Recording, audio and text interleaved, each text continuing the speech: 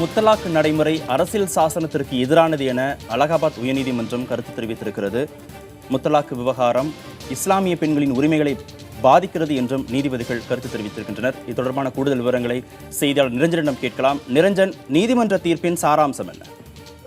கார்த்திகேயன், அதாவது இந்த இஸ்லாமியர்களுக்கு என்று தனிச்சட்டமாக இருந்து வருகின்றது. இந்த தனிச்சட்டத்தின் மூலமாக அவர்களது விவாகரத்தானது அரசியல் சாசன முறைக்கு மாற்றாக ட்ரிபிள் தலாக் என்று 3 முறை தலாக் சொல்லி விவாகரத்து பெறக்கூடிய சட்டத்தினை அவர்கள் தொடர்ந்து பயன்படுத்தி வருகின்றார்கள். இந்த சட்டத்தின் காரணமாக பெண்களின் ஒரு அடிப்படையான உரிமையானது மிகப்பெரிய அளவில் பாதிக்கப்படுவதாகவும் அவர்களது உரிமைகள் நசுக்கப்படுவதாகவும் தொடர்ந்து பல்வேறு நீதிமன்றங்களில் பெண்கள் அமைப்பு சார்பாகவும் பொதுநல அமைப்புகள் சார்பாகவும் தொடர்ந்து வழக்குகள் தொடுக்கப்பட்டிருந்த நிலையில் தற்பொழுது அலகாபாத் உயர்நீதிமன்றமானது இந்த ட்ரிபிள் தலாக் தொடர்பான வழக்கில் தற்பொழுது முக்கிய உத்தரவினை பிறப்பித்திருக்கின்றார்கள். அதன் அடிப்படையில் இஸ்லாமியர்கள் பின்பற்றி வரக்கூடிய அந்த தனிச்சட்டம் என்பது அரசியல் சாசனத்திற்கு எதிரானது.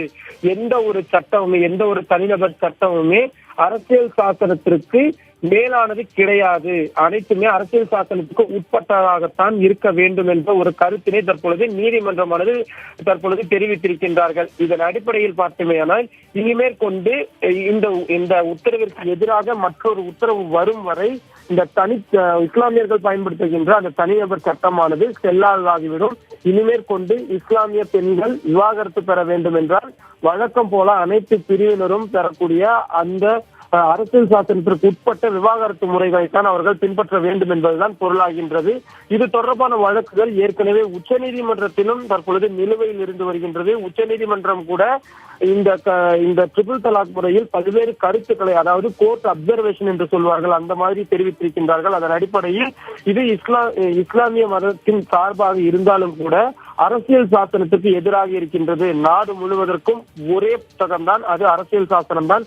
அதனை மீறிய ஒரு விஷயமாக எதையும் பார்க்க முடியாது என்று ஏற்கனவே உச்சநீதிமன்ற நீதிபதிகள் கருத்து தெரிவித்திருந்த வேளையில் தற்பொழுது அலகாபாத் உயர்நீதிமன்றத்தின் இந்த புதிய உத்தரவானது அந்த வழக்கிற்கு ஒரு கூடுதல் பலம் சேர்ப்பதாகத்தான் அமைந்திருக்கிறது. கார்த்திகேயன், நிரஞ்சன், யார் தொடர்ந்த வழக்கில் இந்த உத்தரவு பிறப்பிக்கப்பட்டிருக்கிறது?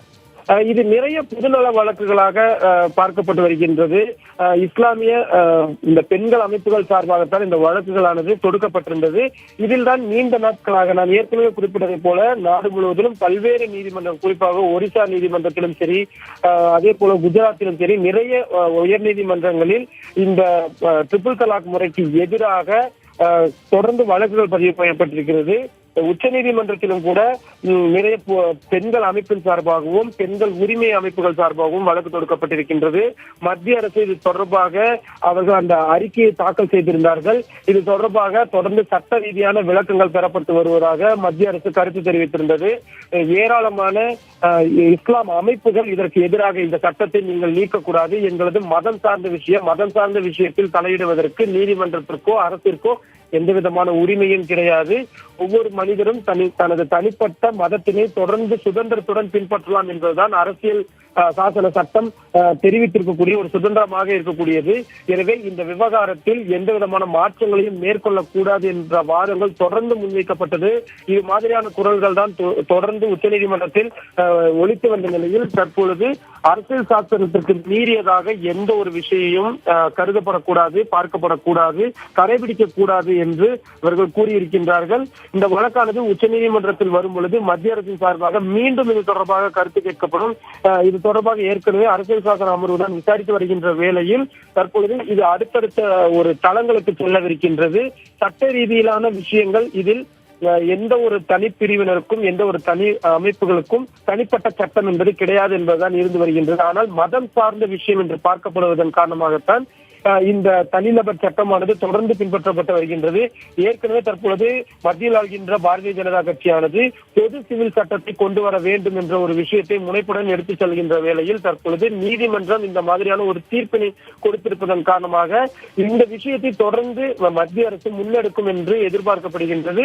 உச்சநீதிமன்றத்திலும் இது தொடர்பான வாதங்களை மத்திய அரசு வைக்கப்படும் வேளையில் இந்த வழக்கானது அடுத்தடுத்த தளங்களுக்கு செல்லவிருக்கிறது. கார்த்திகேயன், நிரஞ்சன், பொதுவாக மிக முக்கியத்துவம் வாய்ந்த வழக்குகள் உச்சநீதிமன்றத்தில் நிலுவையில் இருக்கிற போது உயர்நீதிமன்றங்கள் அது தொடர்பான எந்தவிதமான முக்கிய தீர்ப்புகளை வழங்குவதில்லை. உச்சநீதிமன்ற தீர்ப்புக்காக காத்திருக்கக்கூடிய சூழல் நிறைய விஷயங்கள்ல நிறைய வழக்குகள்ல ஏற்பட்டிருக்கதை நம்மளால கடந்த காலங்களில் பார்க்க முடிகிறது. இப்போது உயர்நீதிமன்றம் இந்த வழக்கில் மிக முக்கியமான தீர்ப்பு வழங்கியிருக்கதை சட்ட பார்வையாளர்கள் எப்படி பார்க்கிறாங்க?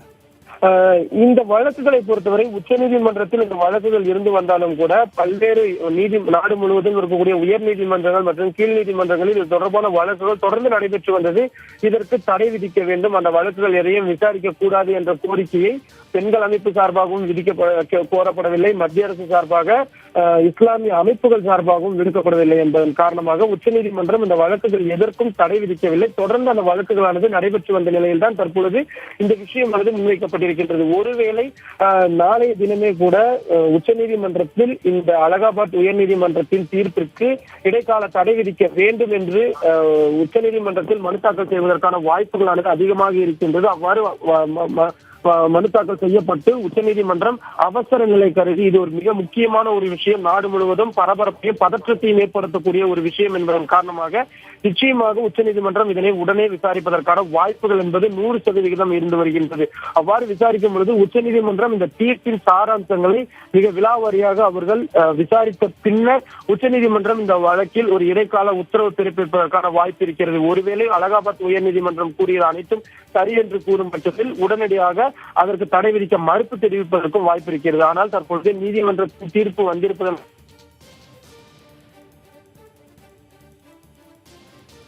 குறித்து தெரிவிக்கும் பொழுது தீர்ப்பு வந்துவிட்டது. இனி இதில் அமெண்ட்மெண்ட் என்று சொல்லப்படக்கூடிய நாடாளுமன்றம் செய்யக்கூடிய வேலைகள் என்பது தனியாக இருந்தாலும் நீதிமன்ற உத்தரவுகளை உடனடியாக பின்பற்ற வேண்டிய ஒரு கட்டாயம், பின்பற்ற வேண்டிய ஒரு நிலையானது இருந்து வருகின்ற சூழ்நிலையில் இது உடனடியாக அமலுக்கு வரும் என்றுதான் எதிர்பார்க்கப்படுகின்றது. ஆனாலும் கூட அந்த தீர்ப்பின் முழு சாராம்சங்களையும் படித்து பார்த்த பின்னர் தான் அதில் என்னென்ன மாதிரியான விஷயங்கள் குறிப்பிடப்பட்டிருக்கிறது என்று தெரியும். அதற்கு இன்னும் சில மணி நேரங்களில் அந்த தீர்ப்பின் முழு விவரங்களும் விரைவில் வெளியிடப்படும் என்று கூறப்பட்டிருக்கிறது. கார்த்திகேயன், இது தொடர்பான கூடுதல் விவரங்களுக்கு மீண்டும் உங்களை தொடர்பு கொள்கிறோம். நிரஞ்சன்.